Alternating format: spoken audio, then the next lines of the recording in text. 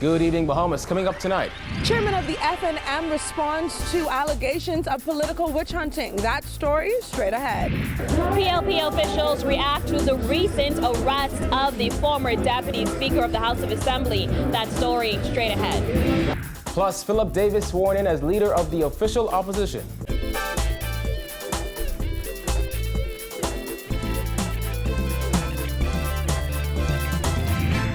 News is brought to you by Alive, the nation's newest and best LTE network. Good to be alive. News, and thanks for joining us. I'm Kyle Joaquin.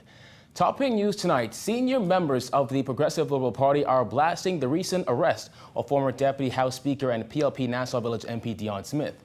Opposition leader Philip Brave Davis and Smith's lawyer Wayne Monroe say they believe the arrest of the BAIC chairman is politically motivated. Jasmine Brown reports. We caught up with Smith's lawyer here at Government House, where Monroe and other members of the PLP insisted his arrest was nothing more than a political witch hunt. Monroe and Davis spoke with our News moments after Davis was sworn in as leader of the official opposition this morning. When you have a situation that the only individuals arrested are the ones with PLP affiliation, and if you're talking about items that you claim to be missing from an office in which loads of people have access, everyone, including the FNM supporters, ought to have been arrested if that's what you're doing. Smith, who was appointed BAIC chairman under the last Christie administration, was arrested on Thursday afternoon in connection with the alleged theft investigation at BAIC. Monroe insisted his client's arrest is setting a dangerous political precedent. It has nothing to do with the court process. It has to do with the fact that politically, persons lose, as the PLP lost. You then extract yourself from your previous surroundings, and there's a way that you do that. 7 BAIC employees were arrested and questioned in connection with the theft probe earlier this week, but have since been released. Police say electronic items, including computers and televisions, were allegedly stolen from BAIC, some of which, according to the Nassau Guardian, have been returned. Monroe claimed that on election night, Smith took a speaker and personal television to BAIC to watch election results. He said when it became clear to Smith that he had lost the Nassau Village seat around 8 p.m., he told employees to pack up his personal belongings before leaving. When asked if he believed this was an acceptable explanation, Davis said this. Many people act inappropriately, but inappropriate actions don't amount in all circumstances to a criminal conduct. Watching the election results at the premises of BAIC, to which he had access by reason of his office, whereas it may be deemed appropriate by some, it's not a criminal act from all accounts. Meantime, Monroe said his client is in good spirits because he knows he has done nothing wrong, and they are hoping this matter is resolved by tonight. Reporting for our News, I'm Jasmine Brown. Well, Free National Movement Chairman Sidney Cawley hit back at Davis, calling his comments reckless. Here's April Sands. FNM Chairman Sidney Cawley says he's not entertaining PLP leaders Brave Davis' allegations on this administration performing a political witch hunt. But he says he's leaving it to police authorities to handle it the best way they see fit. So whatever the police is doing based on its own operations. It has nothing to do with the government. And it's unfortunate that any politicians will try to muddy the water and confuse the public by inferring on innuendo that the new administration is on a political witch hunt. Nothing can be further from the truth. The police is doing its job. Opposition leader Philip Brave Davis compared the police force's handling of the arrest of 7 employees at BAIC this week to the secret state police of Nazi Germany. He said in a statement yesterday, descending on a corporation during working hours, Gestapo style with guns drawn, over alleged theft seems like overkill. Cawley called Davis' comments careless. Mr. Davis is a senior member of the bar and officer of the court and the QC. I think Mr. Davis knows that that's irresponsible of him. the new administration has not gone into BAIC.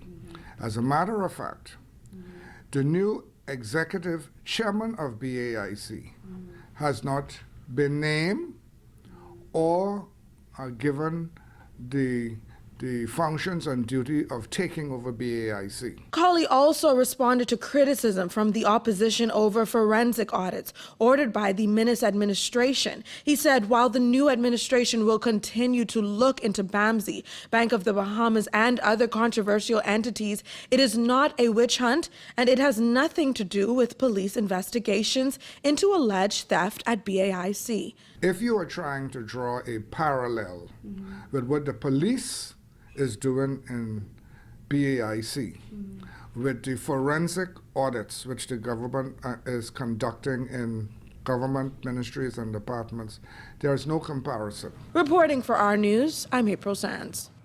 Well, former Deputy Prime Minister and interim leader of the Progressive Liberal Party, Philip Brave Davis, was sworn in at Government House this morning as the new leader of the official opposition. Davis says he wishes the F&M government well, but it should not sleep on the opposition's small parliamentary team. We sincerely wish the new government well. Where we can find common ground with them, they will have our full support. But they should not look at our small numbers in Parliament and draw the wrong conclusions.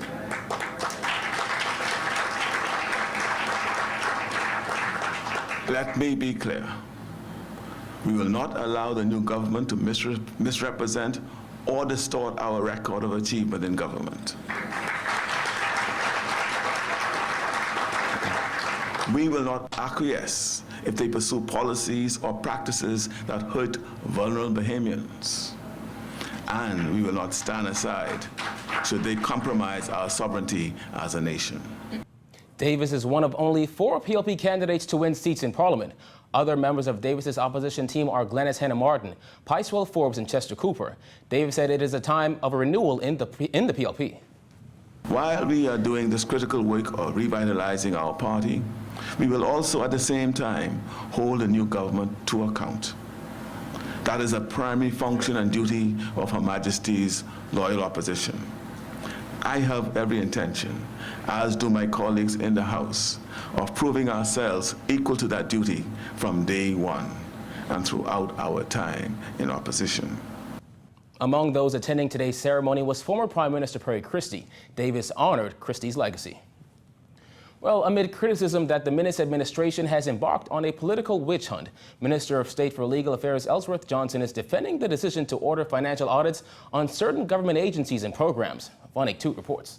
Pointing to the ongoing police probe into possible theft at BAIC, Minister of State for Legal Affairs Ellsworth Johnson says the Minnis administration will make good on its threat to let the law take its course if criminal misconduct is uncovered at any government entity. If we find that there's reasonable cause to suspect that there is criminal conduct and persons have failed to perform their duties, the Royal Bahamas Police Force shall be called in, as you've seen at BAIC. The relevant investigations shall be done, and the AG office will do what needs to be done. Following the Minnis Cabinet's first meeting on Tuesday, government announced that forensic audits will be conducted at controversial government entities, including the Urban Renewal Department, Bank of the Bahamas, and BAMSI. All cabinet ministers will also conduct audits within their respective ministries of people hired on contract, their job titles, salaries, and periods of contract. Anything that's uncovered, we will deal with it by way of the standard of the law. The Prime Minister, as I said before, and you have indicated, is that we're going to do an audit. There are certain issues and realities that are being brought to light. I know that there are certain individuals in certain ministries who have information. They can feel free to come forward and bring it. The role of the Attorney General is to provide legal assistance in terms of advice to the Honorable Prime Minister. And where we find a need to prosecute, that will happen.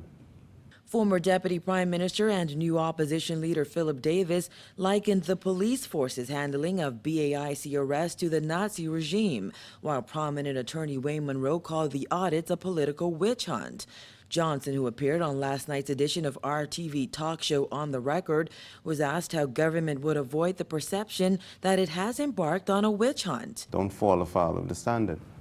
The determination as to whether or not one will be prosecuted is in the precincts of, or the decision or the discretion of the DPP.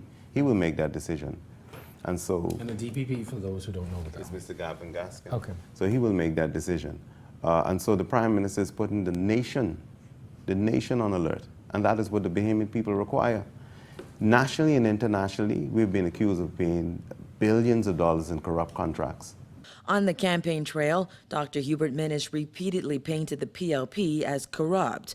On the night of the FNM's election victory, Minnis insisted his administration would not victimize anyone, but those who have abused positions of trust may have something to fear.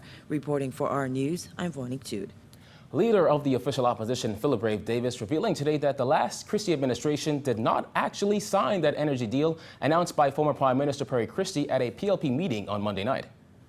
Negotiators on our part, on the other side, had arrived at an arrangement that they had agreed to. That agreement was being recommended to the cabinet for the purposes of approval. Christie announced on Monday night that among its final acts as the government of the Bahamas, his cabinet approved a natural gas energy deal with a company days before the general election. Christie said if followed through, the agreement would bring about more affordable and reliable power in the Bahamas. Prime Minister Dr. Hubert Minnis said yesterday that he has not yet seen any documentation to support Christie's claim. Davis says although the former PLP government did not seal the deal, he hopes the current administration does. Cabinet thought that it was such a significant intervention that it required a bit more consideration and deliberation by us. We recognize its benefit to the Bahamian people, and we are trying to identify how more benefit would have accrued to the Bahamian people. And so we adjourned it for further consideration by us or the new government. And I would hope that the new government will look at it very critically and anxiously, and they will discover that that this would be a major intervention for the energy sector.